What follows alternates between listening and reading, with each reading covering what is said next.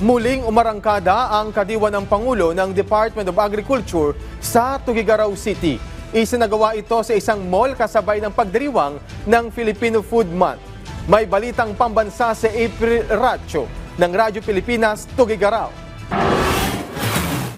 Sinamantala ng mga mamimili at magsasaka ang Kadiwa Trade Fair and Exhibit ng Department of Agriculture o DA sa isang mall sa Tuguegarao City. Bukod kasi sa komportable ang lugar, nakatipid ang mga mamimili habang kumikita naman ang mga nagtitindang magsasaka sa kadiwa ng Pangulo. Malaking tulong po ito kasi nakakaano kami kung minsan mayroon pambili ng araw-araw pang sa mga estudyante. Mura at saka maganda yung mga ganyan yun. Tampok sa naturang trade fair ang fresh at processed agricultural products na ipinagmalaki ng halos 40 exhibitors mula sa Cagayan Valley. Kabilang narito ang bigas, mais, saging, root crops, mga gulay, kape, processed meats, prutas, native snacks at locally produced condiments. Naniniwala ang DA na sa pagtatatag ng kadiwa, hindi na mahihirapan ang mga kooperatiba at asosasyon ng mga magsasaka. We empower communities to rise together.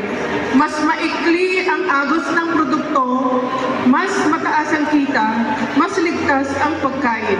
Ang kadiwa ng Pangulo ay isinabay sa pagdiriwang ng Filipino Food Month at search for most outstanding native delicacies sa Cagayan Valley.